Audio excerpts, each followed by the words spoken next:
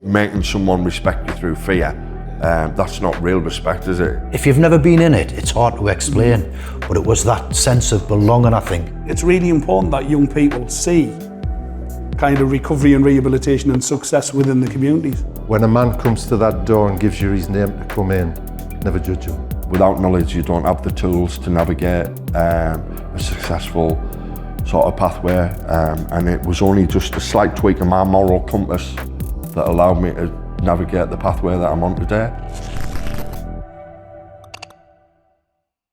Okay then, Rodney, welcome along to the Hope and Health podcast for the second time. Lenny? Yes, thank you for having me back, Gary. Well. Thanks very much for coming along, and obviously Tom, here we go again. So yeah. So I know last time when you were here, Rod, we discussed a little bit about your history and stuff, but I felt and we felt at the podcast that we barely scratched the surface. So I think I'd like to go back and ask a couple of the same questions and hopefully explore your journey. You know. Yeah. No. A bit more in depth. Yeah. Yeah. No, I'd sort of concur with that. That I had my real professional etiquette head on when I give that last podcast. I was a little bit conscious of the potential target audience, and that maybe he's sort of held back slightly, for want of a better word. Well, free yourself. Free yourself. Free myself from the chains. Yeah. So I think we've got to, so obviously we've got to start somewhere. So I think the beginning's a good place to start. So you're from Darlington, aren't you? Yeah, Darlington, born and bred. Moon landing baby, 1969. So yeah, grew up sort of the crux of my indoctrination to the world was the 70s and early 80s.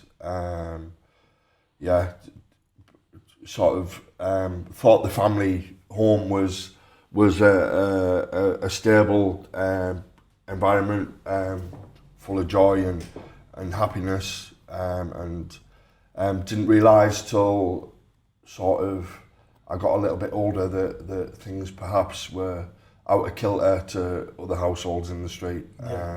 So in what respect, Ron? Dysfunctional sort of things, and in the respect of from a psychological perspective, Tom, we come into this world as a baby, and you're only sort of born with two fears. If you make a loud clapping noise, a baby will be startled that, and that also, if you were to go like that with a baby, it sort of take in deep inhalations of breath. So I come across from the context of learnt behaviour. So learning that aggression was a form of communication, and that violence was a regular thing. So did you experience that in the home? Yeah, witnessed that in the home. Just like one example I'll give that slightly didn't happen every day, but my elder sister take my elder brother's front teeth out with a hoover.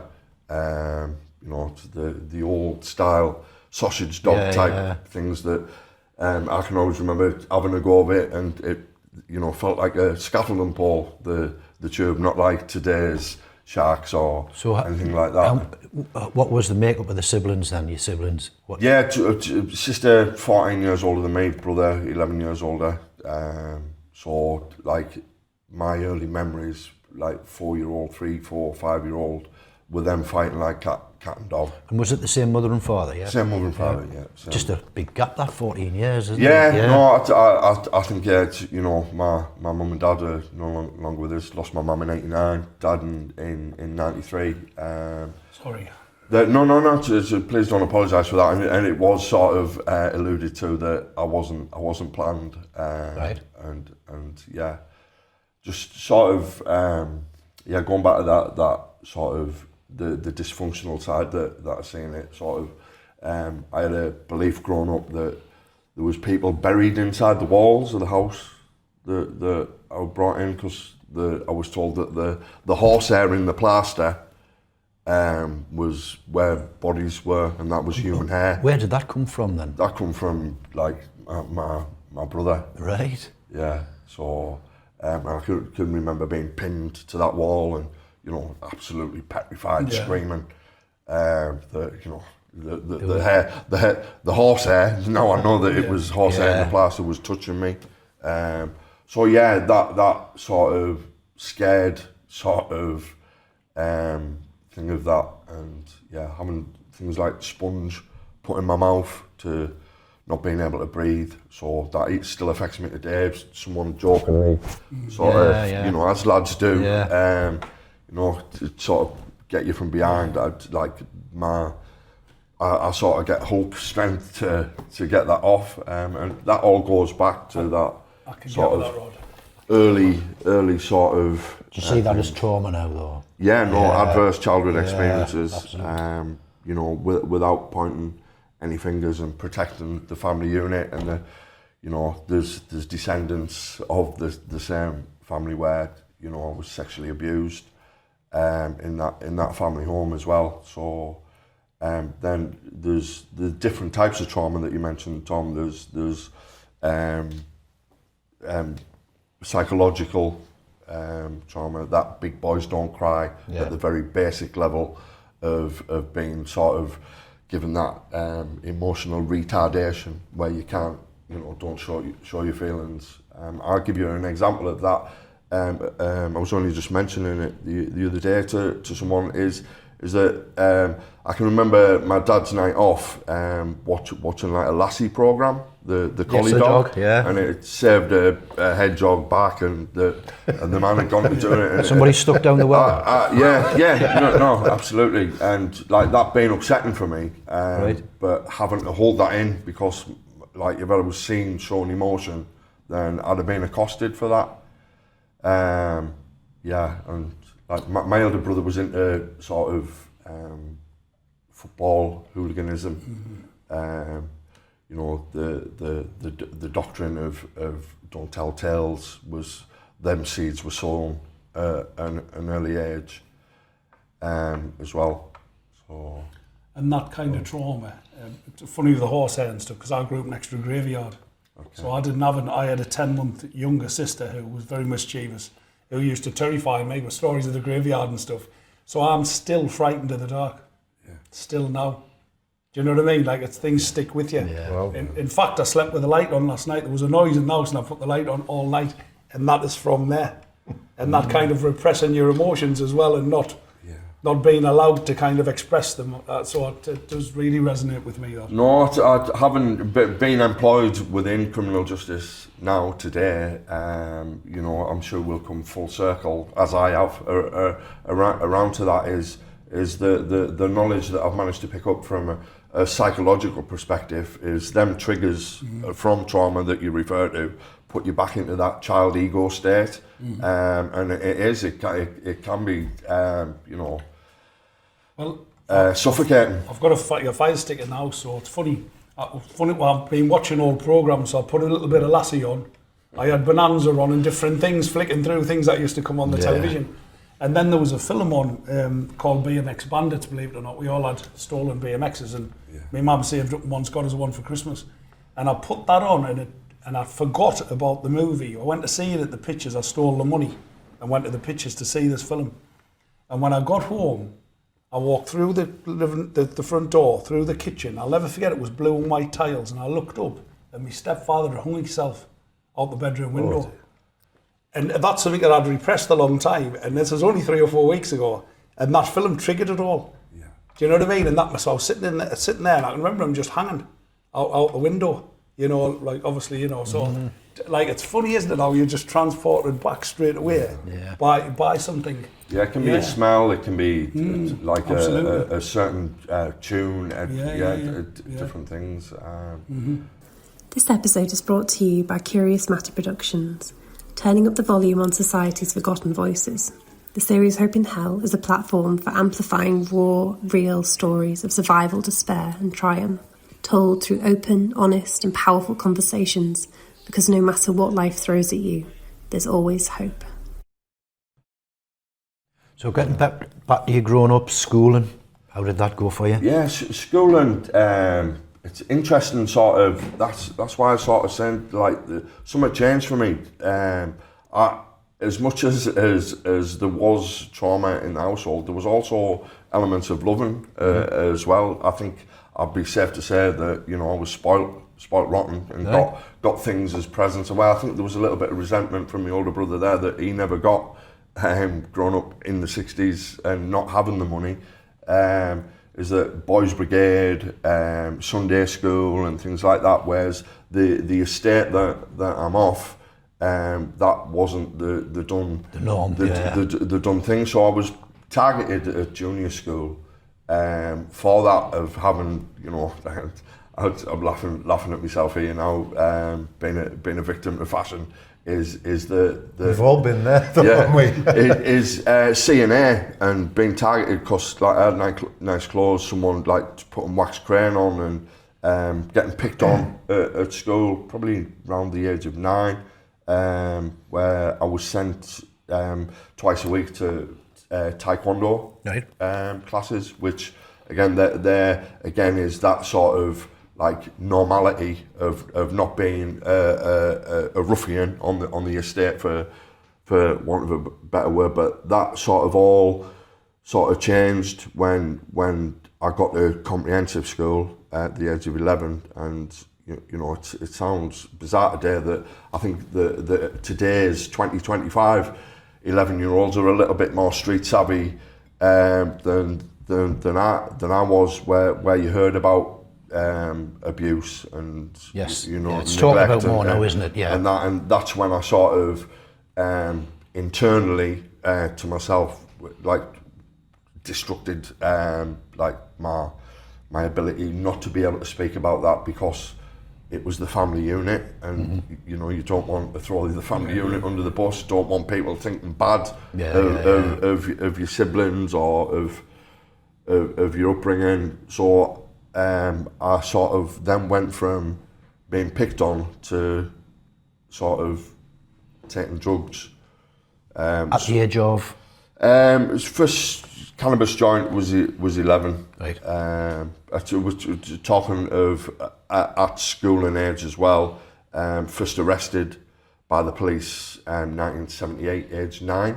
Right. When I look at nephews or great nephews of that age now, and just see the child, the children, the bands, absolute, like, and that was just gives me great insight into myself today for that growth. I'm most curious how you was the drugs within the household, and is that how you kind of drifted into it? No, it wasn't. There was no drug abuse in the household. Alcohol was a feature, but not drugs. 10-year-old shoplifting, first sort of real charged offence, a cricket ball from Woolworths. You'd be happy to know it was still sport. Sport plays. We'll come to that, guy. That was the start. That was the start. Sport plays an integral part to my life, and still to this day. I was at a match last night.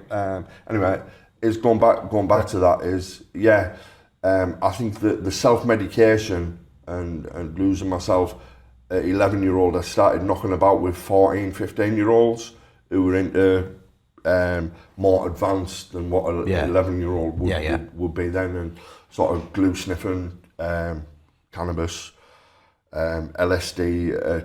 I can remember having Pink Panthers at the age of 13, then amphetamines. And how were you funding that? Sort of stealing. Right. Yeah, small scale thefts. And I hold my hands up now, it was a regular occurrence for someone's car to be targeted for a Phillips 752 or a Ford stereo. We're all guilty of that, aren't we? Oh, stolen car stereo. It's not unique, is it? Then he might not have, like, I don't know if he got that deep. Yes, So, yes. he did. I've been on both ends of it, yes. Yeah. Absolutely. A lot of it is like glue sniffing, like, you know, there'd maybe be everyone clubbed in, and the eldest one went and bought it because Red Evo stick. the Red Evo stick or the time bomb one, Dunlop time bomb. Fix, sorry, was the Dunlop. But yeah. Red Evo was the champagne of glue, wasn't it? Yeah. I'm getting a bit lost off with all this. You'll get educated anyway. But it's interesting. Looking back, Tom, that So it was a big my phenomenon, wasn't it, Ron, with glue sniffing and stuff. Right. Whereas like a group do that and as a taster sort of thing, or when Red Bulls and vodka came out, the group would be, it was sort of a fad, but I'd sort of find myself, after everyone had gone home, I'd have my own little place to go to, like on my own. The hallucinations from it are really powerful, aren't they? Yeah. I find it very profound that the brands come into it. It's like cigarettes, isn't it? Yeah.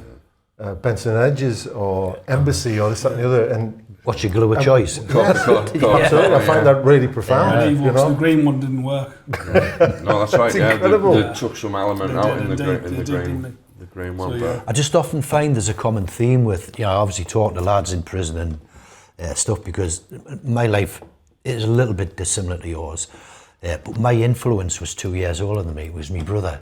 And why I asked you the question, how did you drift into that kind of life? That's how I drifted into it, because my dad and mum split up, and my influence was my brother, who was a wrong un, quite simply. So I kind of got dragged along with that, and it's maybe a bit of a similar story to yours. Like, to my eternship, I robbed a Catholic church, and we were a staunch Catholic family, and I'm ashamed of it to this day. Sure, that's it. But yeah, at the time, I just wanted money. Yeah. So when you look at the things that happen and your influences, when you influences and stuff, it's normalisation and stuff. So we did the podcast yesterday, and I was talking to my ex-girlfriend last night, and she went, "How did it go?" And I said, "Well, I can't really go into it and get released, but it was really good, and trauma's a big theme, and she's well trained in trauma and stuff." And she said, "Well, and I said, well, look, it was nothing for me. My stepfather came into the bathroom with a loaded shotgun and tried to shoot me, and my friend took it off him, and I had to strangle him. That was normal to me." So she went, "That couldn't happen." I said, "I'm not making it up, it definitely did." So you drift, the glue sniffing, my cousin's glue sniffed, I did. The drug taking, they took it, I did. The trauma happened, and that expression, what you do with it, I didn't take it inwards, it manifests outwards in aggression, and that brutality that occurred, it drives you forward, doesn't it? So that you're on that path really quickly before you even know where you are. Yeah, the strange thing that stands out for me, Gary, is that being someone who was averse to wanting to be a people pleaser, especially hanging around with older lads, that was how you fitted in. You done the chores, you fitted in by doing the reckless things, but that trauma thing of wanting to fit in is a bizarre way of catching you. I lost my train of thought there. We are pack animals. Yeah. By nature, we are the human race. So is the point that I was trying to get across, of wanting to be liked and respected. The terminology of being "shut up, you glue sniffer" was a serious put down.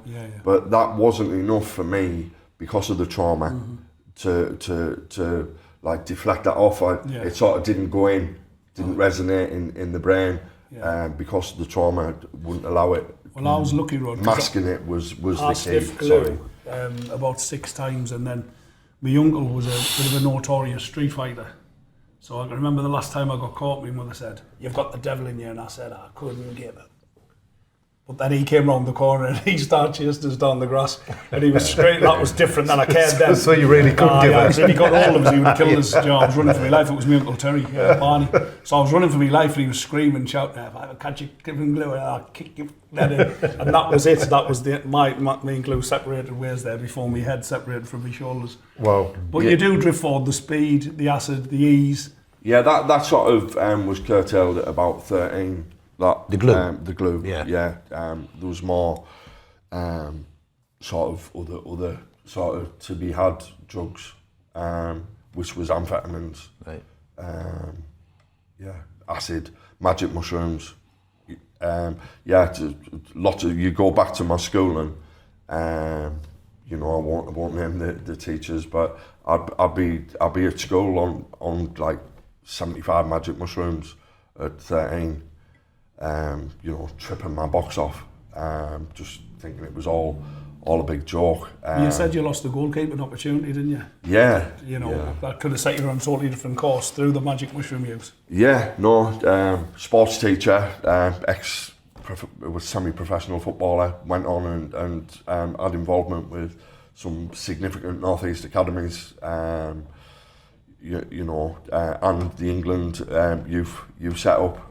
When my friends were saying, like, Rodney should be the number one, saying, no, he'll think the ball's a pixie because of the magic mushrooms.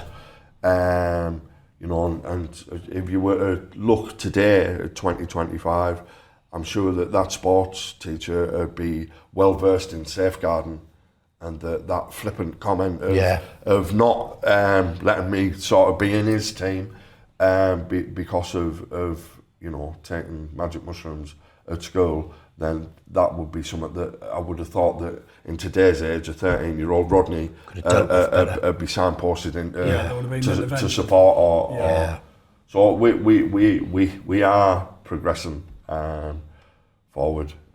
In some ways, Rod. Yeah, in some ways. Definitely. And that 13 sort of was a key point as well, where those that had previously bullied me could no longer do so.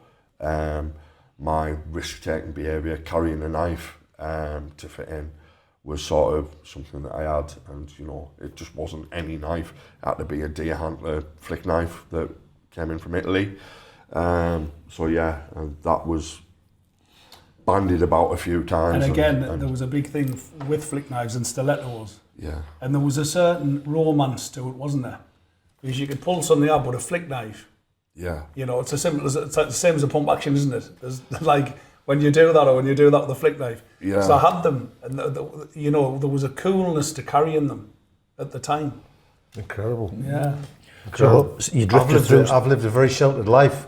Listening to some of this, and it's really, really interesting. Like, and it needs to be exposed more. Of course. So you know, Yeah, you can't turn a blind eye to it, or else you're never going to progress. And progress is the word for me. That I'm hanging on here. You're absolutely on the money, because, like, you know, I'm looking now at what's going on in Middlesbrough and our inner cities and towns and villages. Is that what on earth is going on that possesses someone to put their action man down, and within the space of months or years, are picking weapons up? It's frightening. But at that age, Rob, would you have listened? No, I knew best, and yeah. There lies the problem in it. Fitting in somewhere else, being able to invest in something proactive instead of negative and seeking sort of kudos image. You know, we all know about a testosterone boost that we get around that age, and that manliness sort of fitting in thing that you know, I can always remember my old man saying that if you fly with the crows, you'll get shot with the crows. Okay. I just really perhaps should have chose to fly with the magpies. Well, you did, because you were stealing plenty. Yeah, no, fair comment. So do you think, like, if that PE teacher had took a different approach to you, that might have made, I know hindsight's a wonderful thing, innit? We just get it too late. But well, possibly, and I say possibly, and I back it up, because it's through sport that I managed to come full circle, and someone invested trust in me, right, and placed that into me. You know, I'm jumping ahead now slightly, but you know, I'm serving a life sentence for murder down in Wormwood Scrubs, thinking that, you know, that's my stage one started. I've had a minimum tariff set. Again, being sporting, I got the Jim Audley job, and it was someone got me funding, a PTI, who got me funding to study and learn. And that was my first sort of breakdown of that us and them sort of barriers outside of the PE unit from prison. So can we come on to that a little bit later? Yeah, sure. If it's all right, can I just touch on something? That's what I think is really important. The young you and the young me and the young you and you, had there been someone like you there for you at the time who could connect with you, then undoubtedly the journey you were on wouldn't have been the one that you stayed on. Because I know from the work we do in the boxing gym, the stuff we've done in the Durham Works contract with young people, if you can connect and show someone a different way and fill their cup with something else, then the likelihood is 99 times out of 100 they will go in a, pardon the pun, positive direction. But it's that moment, isn't it? And somebody, if you look up to someone, Lenny, is a sportsman, Tom or whatever, even prison officers, not the one that used to beat me and you with a stick in Law Newton. I didn't look up to him. Hector the corrector, across the elbows and the knees. But I think there's a huge thing there for anyone listening to this as well, is to find those community projects, because they are still there, or those community kind of connectors or leaders. And that positivity is infectious, isn't it? Because if you see someone doing well, it's like you've come back to Darlington now after being in all the prisons, and we're going to hear all about that. Your intelligence and your recovery was exported at first in your journey, and no one ever saw it. No one ever saw you do well. You were just Rod who sniffed glue, who got in trouble, and who eventually got a life sentence. Yeah. Now they can look at you in that community and see you. It's real, isn't it? Yeah. That's success. Or the young lad from round the doors who went on and became a physio in Newcastle, or the man who went and did bodybuilding, or me, having my own company now. I think it's really important that young people see kind of recovery and rehabilitation and success within the communities. Yeah, no, absolutely. I can sort of, my mind was whirring now as you were speaking, that I'm in Garth prison doing enhanced thinking skills, and there was an individual on there that looked down on me being from Darlington, you're just from a village, flat caps and whippets. He wore a bulletproof vest, was part of the gun crime in Manchester, and I challenged him, Socratic challenge, on the ETS course. He said, what do I know about being brought up in crime? And I explained, and going back to that school thing, Tom, of what you've just mentioned there, Gary, is that at the table of four of us that all came from different junior schools, I was convicted ultimately, finally, for a murder offence. My pal was charged with murder, but got off the murder, and it was manslaughter was given by the jury. My other guy sat next to us was a armed robber, shotgun armed robber, and was released from serving significant sentences from Franklin, no longer with us because of heroin overdose.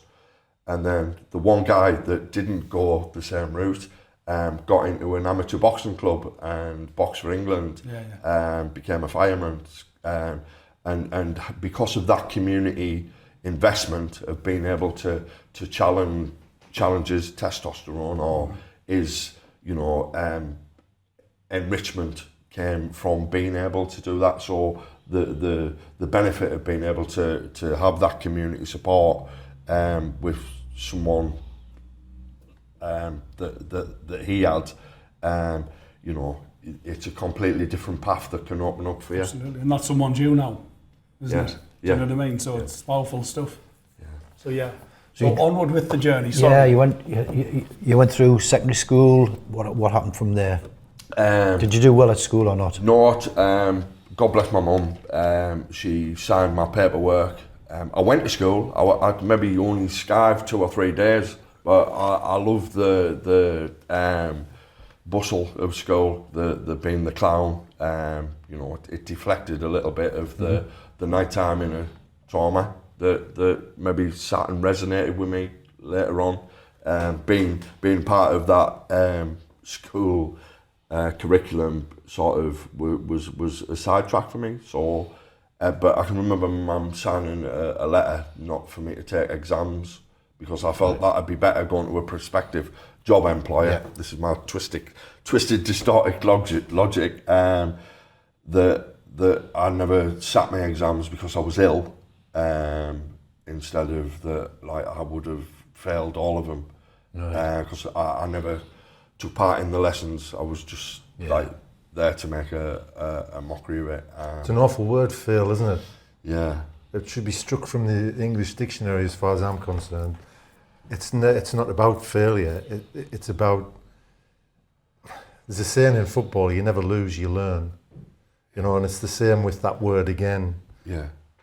There shouldn't be failure, there should just be learning.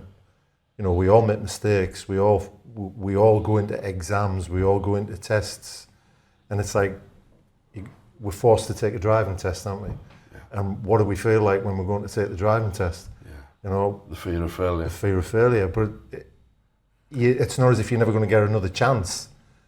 You're always going to get another chance, so it's about the learning, isn't it? So, and you'll very rarely hear that word coming out of me, Phil. Yeah. And I think that applies to your whole life, doesn't it? Your whole life, yeah. You should learn. And I know football was your life, so that's why you mentioned but football. You never lose, you learn. Yeah. And it's the same with the word fail, and I think it shouldn't be used, but you know, in family life as well, how many children do you hear saying that my dad said I would never make anything, I was a failure? Yeah. Well, to implant that is just, to embed that is, you're destined for the wrong path. Yeah, no, it's profound. It really is. I agree. Just being remember be here this morning for 10 o'clock, but being told don't forget that forget is the last word instruction you hear. So yeah, language is a big. Oh, it's huge. It's absolutely huge. A big thing as well. Especially my upbringing of, you know, my glasses are full today, but it was it was always. I'm looking at Tom because Tom is the epitome of the glasses always half full, never half empty, and most of the time it's overflown. Yeah. You know, so he's the epitome of it, and that's something that I've took from him. We joke about it now, but it's very important. Yeah. But it's like you were. I didn't care much for school. I was skiving all the time and that sort of stuff because my brother was, and I'm not blaming him totally. But I ended up taking my O levels at 24 because I thought differently at 24 than I did at 11, 12, 13. And that's important. Yeah. And I say to people now, like I'm 65 now, I don't think now like I did at 50. At 40, I didn't think like I did at 50. And if you do, then you've wasted 10 years of your life, in my opinion, because you grow and develop. So yeah, I was 24 when I retook mine because I cared about it then, not when I was a kid. Yeah, no, it's going back to that being schooling and leaving school at 16, I left without any qualifications. At some juncture, about that point is when I said, do you want to be a train driver? Do you want to be a taxi driver? Do you want to be a politician? Do you want to be... No, I want to be a criminal. Really? I want to be involved in crime. My sort of network of friends became of the same mindset. You know, that us and them ethos, that, you know, the police, the authorities were the enemy. Yep. All them distorted beliefs were sort of reinforced then. It was at 16, was locked up for a stabbing, albeit it didn't finish off with a custodial sentence because the guys were in the 20s that were looking to cause violence to us. So, you know, we were 16, even though but that again reinforced the recklessness. You know, it's all right having that. I say it because it made me teeth curl saying it. That misguided respect because you carry a knife, but then the added respect that wrongly comes from being prepared to use it and you know, stick it in someone is another level. It's reputation. There's a big thing. It's sorry, Gary. It's a reputation that if you embrace it, will destroy you. Yeah, absolutely. But there's a huge thing, right? Even now, so the work we do and we're all doing, it's great and it gets a lot of love and a lot of respect. But a lot of people still are interested in the violence, the crime. You know, when I talk to young guys in the gym, oh, he can fight, this can fight, that can fight. So it's still there. You know, it's not this kid's going to work, he's doing well. Yeah. It's he can have a right fight. You know, so it still is respected in a strange way. And the use of violence does get you a false respect, but people do still respect it. They do, you know, and I think that's a sad reflection on society and our culture. I really do, because it's still there. Yeah, well, it is a sad reflection for myself to hold my hands up that I bought into that and wanted more. I wanted more, like nastiness, notoriety, false respect. You know, respect through doing good things is a completely different kettle of fish to, you know, it's real. Making someone respect you through fear. Yeah. That's not real respect, is it? It's. But in that world, it is respected, isn't it? Like Gary said, it is though. Well, it is, and people look in and people watch YouTube about crime, and you know, people follow different people on the internet now. There's ongoing wars across the northeast. People love it. They talk about it. They're right into it. You know, it is still there. But back in my youth, like somebody who could fight and was hard were respected, and you kind of looked up to them and stuff. But now I look at, you know, somebody asks me, you know, what's hard? It's not somebody who can fight and knock people out. Yeah. It's a man that goes to work to feed his family in a job he hates. You know, to me, that's far more deserves respect. Yeah, but I didn't think like that as a kid. Probably like you. Yeah, no, I never thought like that at all. Like the guy who's got the vocabulary and the knowledge and the toolbox to be able to say, all right, yeah, you're a hard man. Sorry, I don't want none. That is the real. Not the ability to knock people out, like, but you mentioned earlier, did you get involved in football hooliganism? A little bit. Was the bank top or something? It was the bank top. Yeah. I wasn't particularly sort of that's strange. Did you get caught really quickly? Because there's only a few Darlington fans, isn't there? Actually, they weren't a bad little firm, to be fair. The bank top tour had a good decent respect amongst, like, you know. I'll talk about going to the scrubs like later, but the Millwall, West Ham lads had all known it. But the Darlington was split into factions, not like it is now. There's more sort of that them factions are gone. You had the travelling community. There's a big travelling community in Darlington.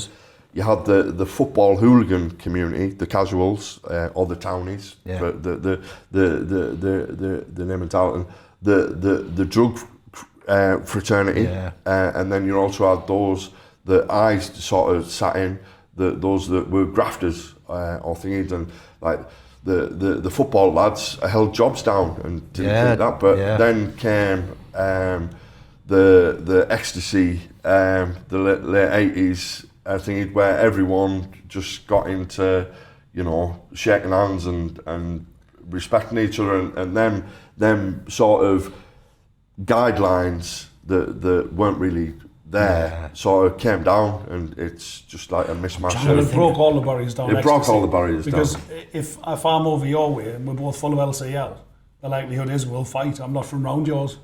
Take a knee, you're my brother. And, you know, we're all one, and it's one universe and one love, and that's the way it was, wasn't it?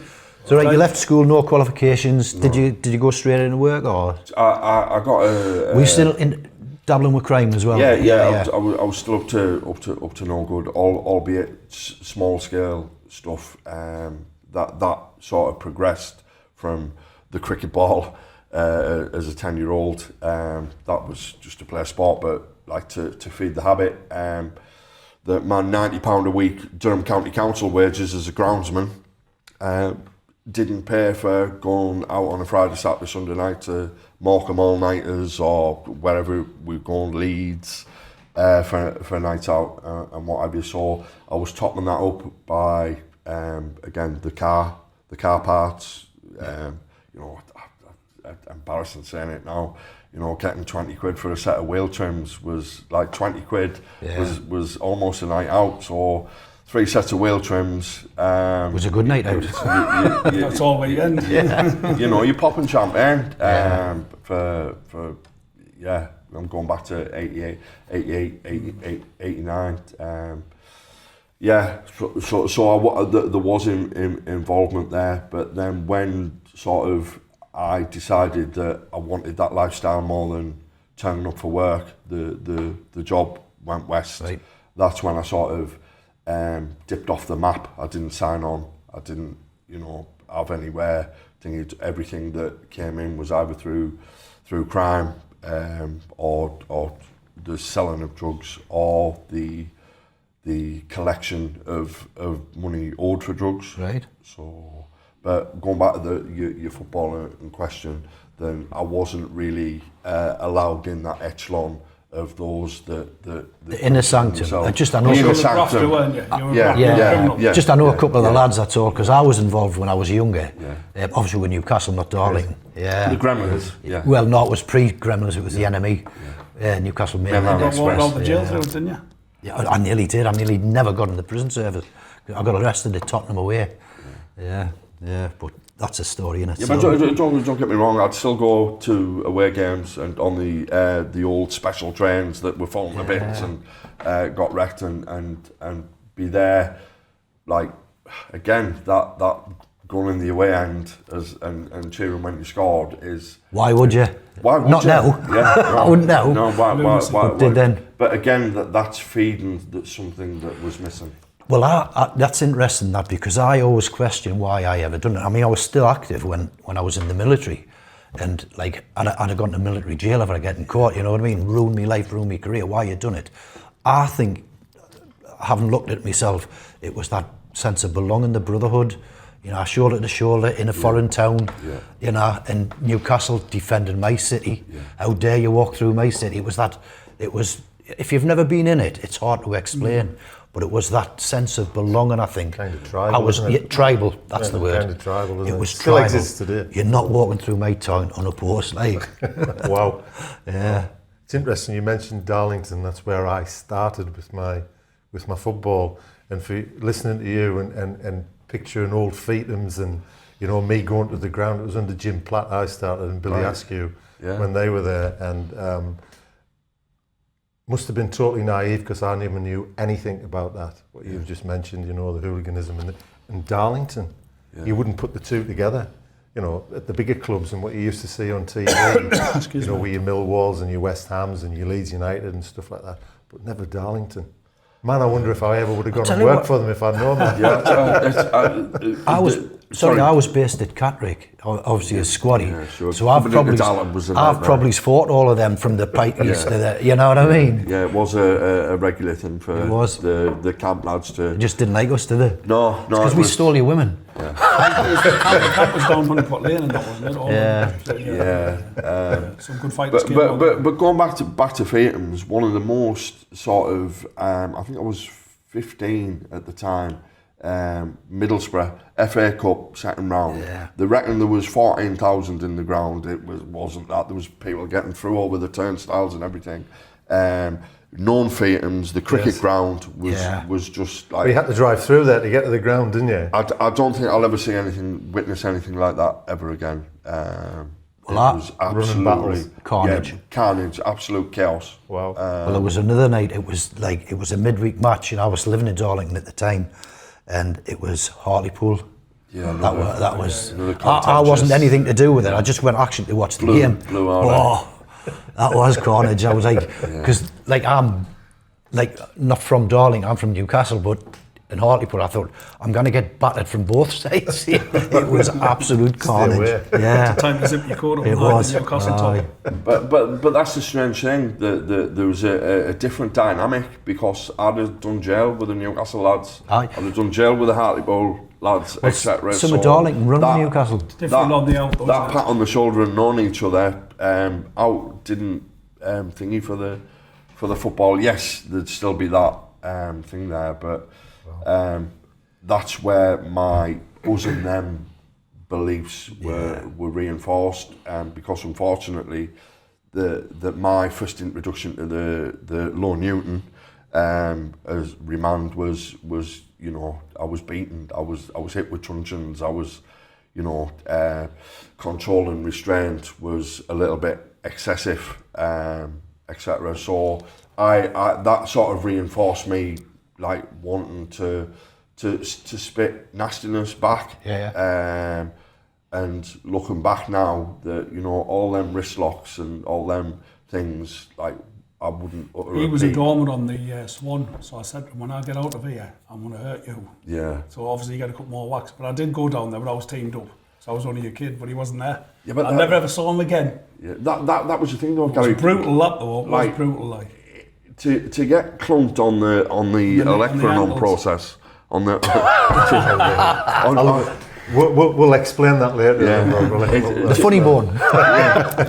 off that amongst a group of yous walking back to see He was when a Rodney big lump win. as well, wasn't he? He was a lump. Ex-professional boxer. Is that, you know, I got kudos from that because I was the one who got the thing. So I was really inside, like Trauma and Rodney was like, yeah, I'm like he hit me, and everyone else was like, oh, fuck that. So again, some growth from that, which is like bizarre looking where my head was at, what I was Coming in your cell, seeking. though, a man coming in your cell and doing that to like young kids is sick. In retrospect, isn't it? Yeah. You look at it. I mean, at the time you're like, it did, brutalised you, whichever way you look at it. But when I look back at that, I think, what was that all about? It's bordering on perverted, sick, isn't it? Really. Yeah. So the person with the problems wasn't Rod. Oh no, Yeah. oh me, because I got it. We got it regular. You're not the person with the problems. So let's talk about your first custodial sentence then. Yeah. How did that? Yeah, that was Diebold.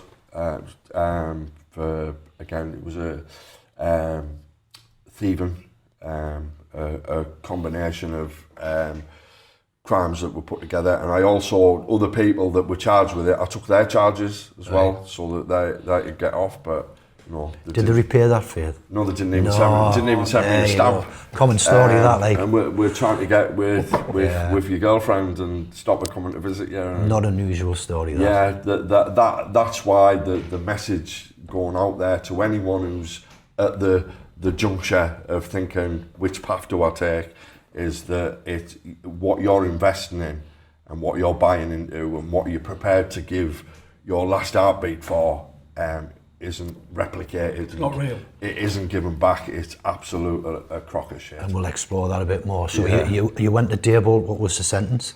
18 months. Right. And served what? I got parole on that.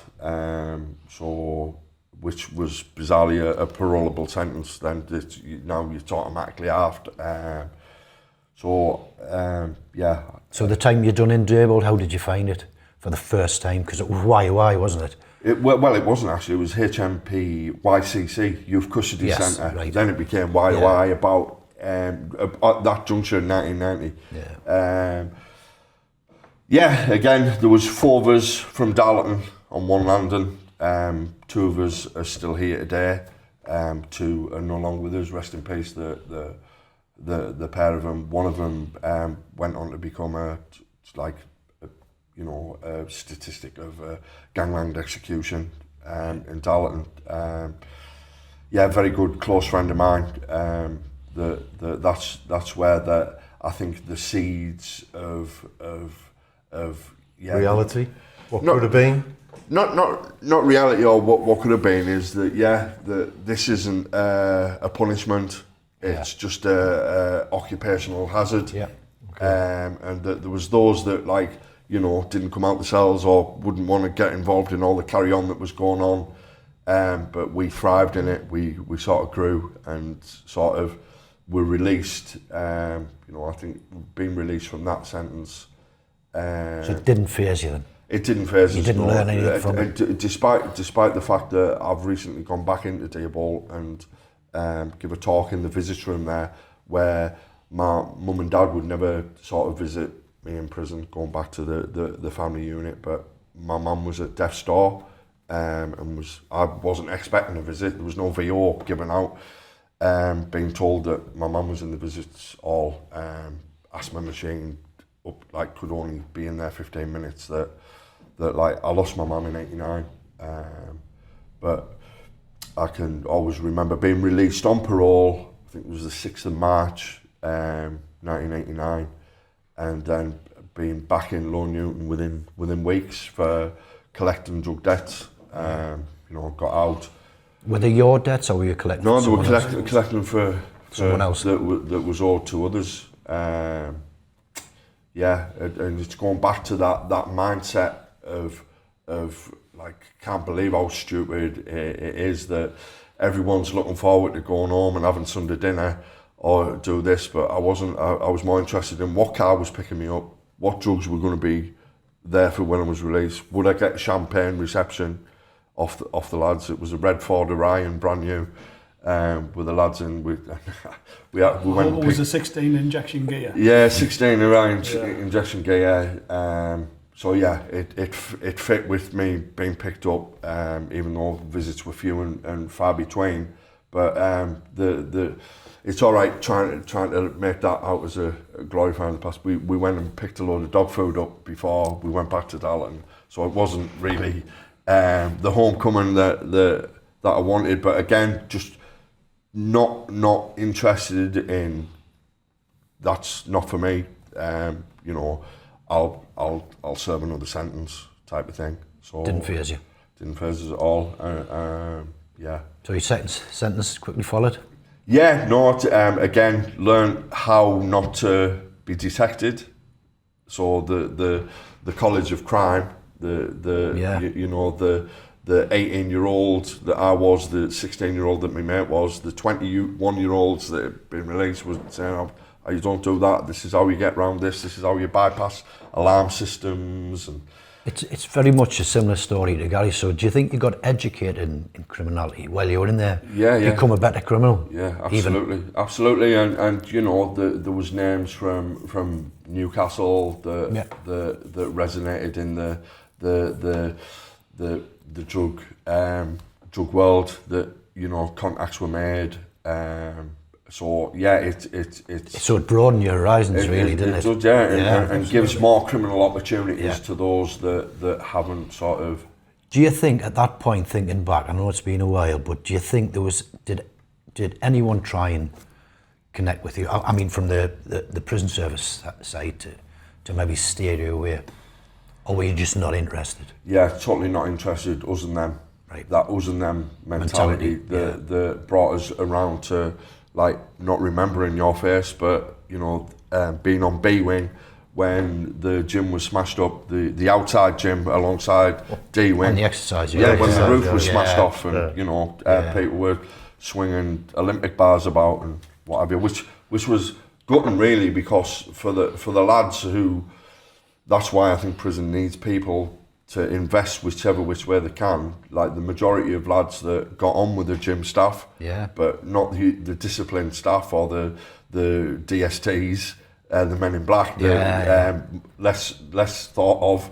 But the PEIs always seem, or the PT instructors always. It's a different environment in the gym, isn't it? It is, you know, and the little five-a-side concrete, you wouldn't be able to play on that now. At the top of D-wing exercise yard. The ball.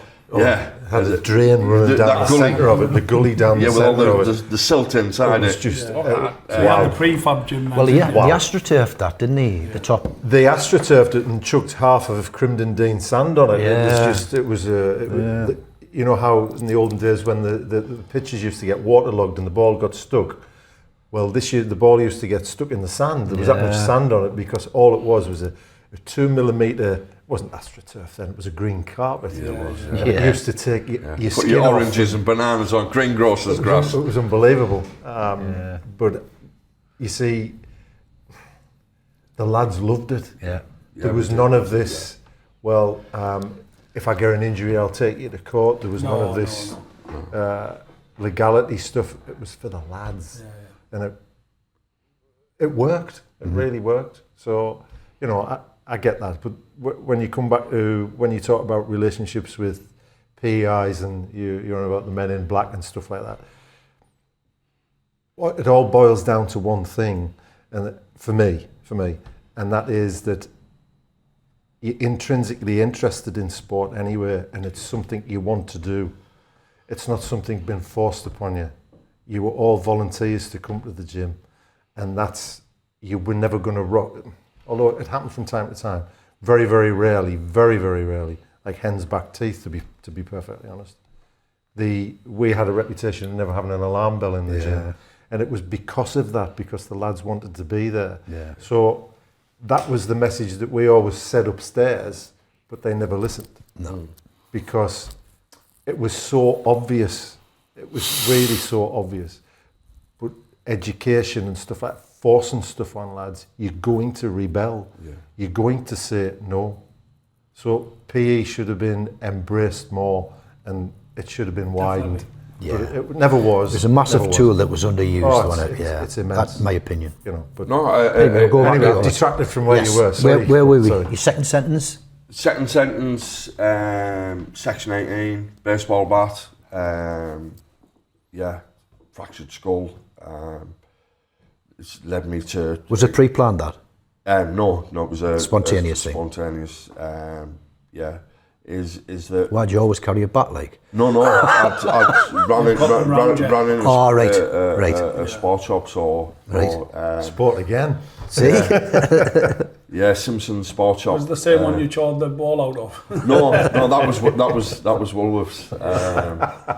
Yes, it was, again, that's when I sort of really, like, up in Accrington, where I served that sentence, is that where I was sort of making a name for myself in prison as well, for all the wrong reasons.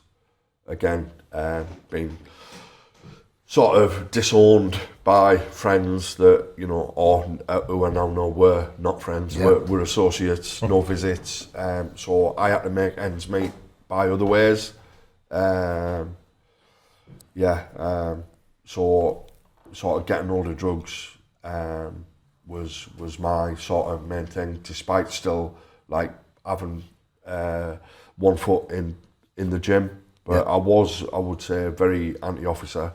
You know, and like assaults that I'd done whilst in Durham and in Accrington on other inmates were, you know, as equally as bad as my section 18 with the baseball bat. You know, I somehow got hold of a hammer on F-wing that was used to make a point. Yeah. But again, reputation in prison, isn't it? Yeah, knocking people's teeth out, you know. You've literally got to be prepared to kill, haven't you? I remember told the story often. A guy was getting taxed called Hartley for a bunch of guys from Manchester, Liverpool. And I just felt sorry for him, so I said, you can't tax him. I'm taxing him. I wasn't, because I didn't believe in taxing and stuff. And I got the word they were going to attack us, and so I made a knife in mortar bodies. Like a big knife, tin snips, and I put it all, I don't know how I did it, because I can't even laminate a sheet, can I, Tom? But I did make this knife. And it was literally, when they came up, it was like Crocodile Dundee. They had the toothbrushes with the razors in for them, and they went, and that's not a knife, this is a knife. So I pulled it out, and I would have used it, no problem at all. In fact, I went back to Castington, HMP Northumberland, and I had the contract for that, and I was walking down the corridor. Nothing's changed, it's all still the same. Yeah. And my mind flashed back to when I was going to stab this guy, this young lad, because I was a young lad myself. And I got from he to you, and he got through the gate, you know, where we used to get paid and stuff. Yeah. In that circle where education is. He just got through the gate and I was behind him. Had he been a bit slower or maybe a bit quicker, that was going to go straight through, and it would have. Do you know what I mean? And I think then that whole thing would have turned, because I'd have never got out of that, you know what I mean, caught for doing it. So, you know, if you're in that world, you've got to be prepared to use extreme violence. Yeah. Use any weapon available, your hands, fists, head, whatever it's going to be, your teeth, or any weapon you can get hold of, you know, culminating in guns or whatever. You know, I once had an industrial rocket launcher, I told you, didn't I? Mm-hmm. It was to blow things out of fans, and I was going to fire that at someone's house one time. Do you know what I mean? Yeah, setting yourself up to. So you just will go. Well, it's just any lengths, isn't it? If you see you're going to do it, or you see you're prepared to do it, you better be prepared to do it. Yeah. And then that's when you've bought into that whole code, isn't it? And it's you know, and it can lead you anywhere. And look what it did. Yeah. There's only one time I sort of had any sort of worry of my own reputation of, you know, there's the line in the sand. If you cross that line in the sand, then this is the consequences. That stall was set right out, but someone turned up from Frankland and wanted a well-known name in the northeast, and wanted a one-on-one with me. I remember saying to the Darlow lads, come out with us. They're saying, you're on your own here. Yeah. But I still went out. You've got to go out. Was this at Accrington? Accrington. I still went out onto the main yard in front of the gym. Yeah. And I was told fuck off, you're just a man. Which, you're lucky. but I still went out. You've got to go. You know, I was still you're out. finished. I was if you still don't out, go. I was still out there, but yes, you know, there was the bad side to me of Accrington, but there was enjoyment within Accrington. My outlet was sport, the gym. Whenever, should we explore that now? Yeah. Was it a gradual thing? Was it like you always been into sport? Always sporty, yeah. So what happened? You started going to the gym and... Yeah, no, just always seem to have got on wherever I've been. Whether it's in prison in Scotland, whether it's down in Brighton, Lewis prison, that's quite a distance. Dundee down to Brighton's quite a scope of prisons, but there's not many prisons that I've been in that I haven't been Jim Audley, whether it's the basketball vice captain or the volleyball captain or Accrington had a good outlet of gym there where if you were a footballer you could get football training as well as on top of your normal gym sessions and then play for the team on a weekend. So why do you think you connected more with the PEIs than you did the officers? I understand why you didn't like the DST. Everybody hates the DST, but why do you think, as a prisoner? A different interaction. More relaxed? More relaxed. Personal, more name personal, terms? more rod. Name and number of the PEI. That does. You know, educational sort of schooling, advice that wasn't sort of begrudged. You weren't being told. And again, it's going back to what I mentioned earlier, that ego state. If an officer's giving you a direct order, then that ego state is parental child. That wagging finger going back to being a child again. But if someone's talking to you on a level, adult to adult, like you seem to get with the PEIs, it's a different... I think it's a respect, is the word I'm looking for. I loved the gym. I was the gym Audley in Accrington as well for about 3 years. I loved it. That was the centre of the universe. That. Do you think that's generally true though? I mean, I'm sure you've met some bad prison officers. Have you met any good ones? Yeah, I've met... And do you find that's like the older ones who show that respect to you?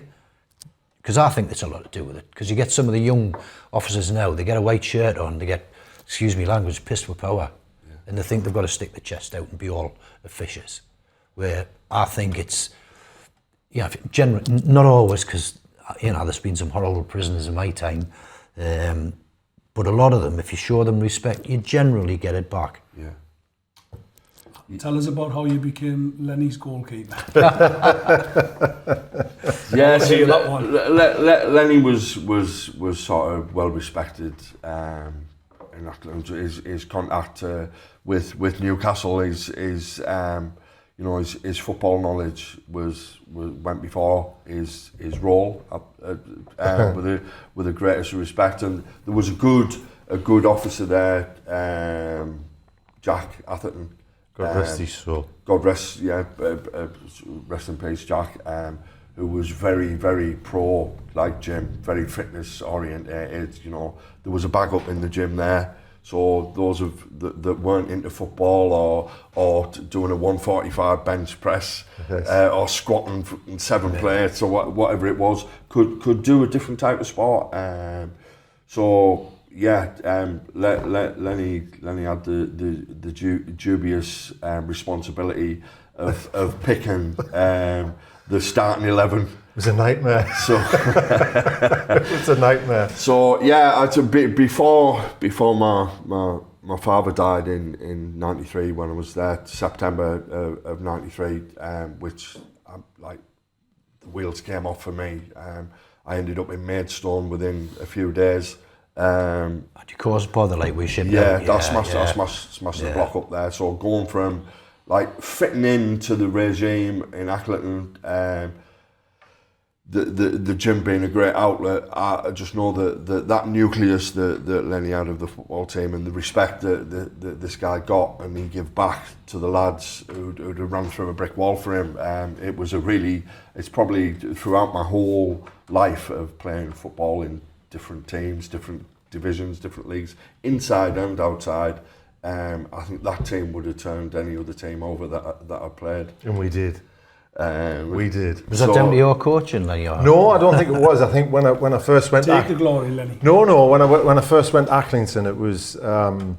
football was in the doldrums, really. We had the football pitches out the back, didn't we? And there was more weeds growing than there was grass. And I found that it was a ticky box exercise for the jail. And I didn't like that. You know, if we're going to use sport as a hook, for want of a better description, for change, then it had to be about the lads. So slowly, I started to get it took me a long time to get those football training sessions embedded in the PE programme because they were during the core working day. Well, the governor at the time was Chris Harder, and he had objections to it because it was a working jail, wasn't it, with all the industry. Yeah. And he wanted the lads to go out to work. He saw that was the pro-social model. Clipping things onto tantlets and making absolutely. Shell and I disagreed with that. You know, obviously I was biased because of PE. I was biased because of PE, and I just thought there must be a better way here. So it took me a long time to get that embedded into the daily regime, the weekly regime. But it was, don't get me wrong, I knew that some lads were coming along to the football training so they didn't have to go to work. That's normal, that's life. Yeah. But it soon whittled down to the lads that we wanted and the lads that we got. You know, and to have lifers out on that football pitch with just me was like a sharp intake of breath, because it was just a 3mm fence between you lads, not you lads, but between some lads thinking, I'm going to use this, and and it was about building trust, and it was about building that team ethic, and it worked. It worked because when I went there, we were in the lower leagues of the Northumberland League, and then we started playing on a Saturday as well. Yeah. And my goal was to get you to to win something, to achieve something, and we did. It took me a long time, but it wasn't down to me. It was down to you lads. But it distracted you lads, and it gave me a sense of achievement. It gave me a sense of worth. But I look back on it and there was bad. Don't get me wrong. We had arguments. We did have arguments. But that's what it's all about. Yeah. That camaraderie of it was just unbelievable. Of a locker room. It was just unbelievable, and the amount of tantrums that I had to put up with when I didn't play people or when I sub people. I've had people on a pitch refusing to come off. What do I do? But in the end, I knew. We mentioned a young man downstairs who was the most petulant, good footballer, but really petulant. And if it was to give him a rest, he never understood. But I knew that through peer pressure, he'd come off that pitch. And he did, So it was probably the best time of my PE career up there. I'm pleased I went there, and it gave me the grounding for PE. Because when I moved to Durham is a totally different animal to Acklington with PE. So what I learnt in Acklington, I couldn't take it all to Durham, but I could take some of it. So it gave me a great grounding, and I'm pleased that I was there, and I'm so pleased I was involved in the football, and I wasn't given rugby because I didn't have an ounce of knowledge about rugby. I used to avoid it like the plague. But coming back to Jack was a major role model for me. He was just cut him in half, and he was just PE through and through. Yeah. But Jack gave me a piece of advice. I was already there when Jack came, and he gave me a piece of advice, and he said, when a man comes to that door and gives you his name to come in, never judge him. Never judge him. And it always stuck with me, and you can't, you shouldn't. Yeah. And it worked. And I still do my best to stick to that these days. But sometimes we stray from the path, but I always think of Jack. But Jack was in the Guinness Book of Records. With dips? Or press-ups? Press-ups, yeah.